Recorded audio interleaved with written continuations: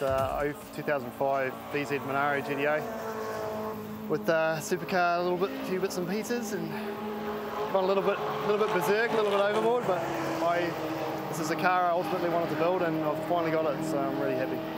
Originally, the car's been here for about, I would say, 2 years from Australia, and we've been about a good 2 years planning this car, and it's all really just come together in the last 2 months or so. We've knuckled down and we've built it. I plan to use this car for both a bit of circuit racing and drift, so I'm trying to test it.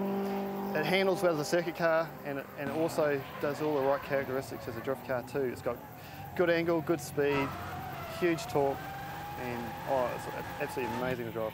We have done a lot of research on this car. These cars have won in America now, and they've won in Australia, so we had a good information base to really build this car off.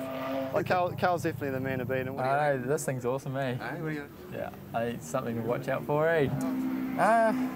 Feels big. Everything looks big. Compared to a Sylvia, like Sylvia, you're kind of more roomy inside here, but you've got more vision in front. But I reckon it'll be awesome. Sure, it's got heaps of grunt. Looks like a race car, sounds like a race car. Yeah. It's awesome, eh? Take it for a spin, mate. I wish, mate. I'd be too scared, I'd damage it. I wouldn't worry, Carl. Aaron Bennett is way ahead of you.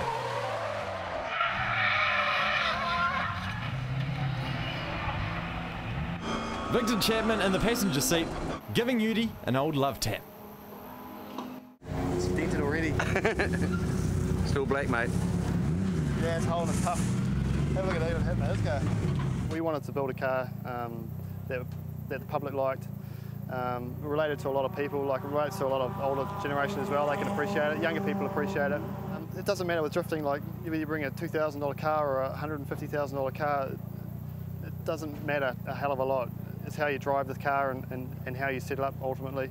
Like David can beat Goliath definitely. Fundamentals of it: rear-wheel drive, V8 powered car. It naturally wants to step sideways. We just got to tame it down and how it transitions from lock to lock, but all the fundamentals of the Holden are there. They've had, I don't know, 20, 30 years of building rear-wheel drive cars with huge power that like to skid, so we're lucky that we've got a good base to work from. This engine is a standard engine internally. We've got a couple of twin GTT turbocharger system on it, which produces 360 kilowatt at the wheels. Everything on this car is based around a standard road car. The suspension is based around standard road car. All the subframes and mounting points for suspension are based around standard. The engine is standard. So we're just taking the base and just slightly improved it. I've been lucky to deal with a crowd in Hamilton called Mitchell Motorsport. They really slogged their guts out, putting some long, hard hours into this car. And it shows in the buildcraft of it, if you can see, like, absolutely beautiful. When you go to throw them around at high speed, they tend to, it's a bit like a pendulum, they tend to get bigger and bigger. The movements get bigger and bigger with the car, with the weight.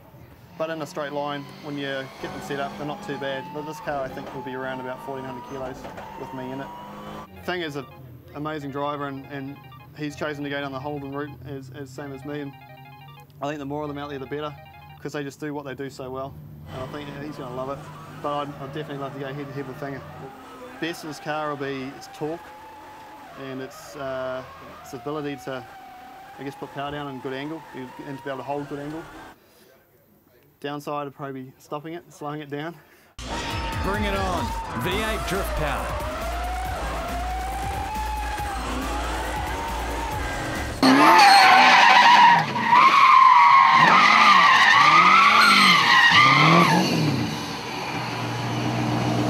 We're here with one and only John Udi. What are you doing today?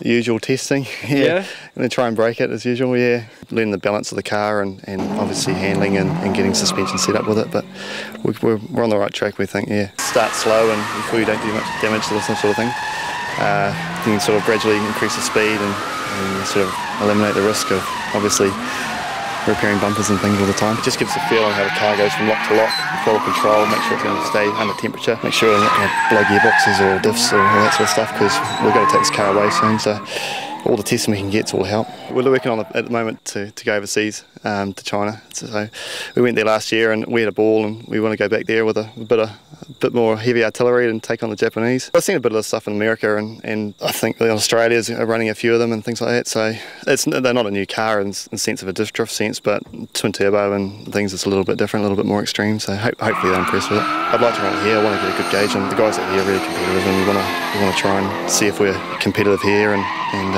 obviously set the standard here as well. Try and improve and lift the game here as well. Drifting, so I don't know whether it's sort of slowed down a little bit over the last year or so, but there's a lot of new cars getting built now, and I think it's really on the improve now. We've got obviously the NZ Drift Series is a good professional series, and we've got some new drivers, a lot of new talent. Well, what are we going to see from you right now in the next 10 minutes? Hopefully not too many spins and not too many muck-ups, but I just want to practice sort of going lock to lock on it and a bit of slow speed stuff, so yeah. Hopefully it behaves itself. The tyres are pretty worn out, it's pretty slippery, but we'll see what happens. Sweet as, good luck. Cheers.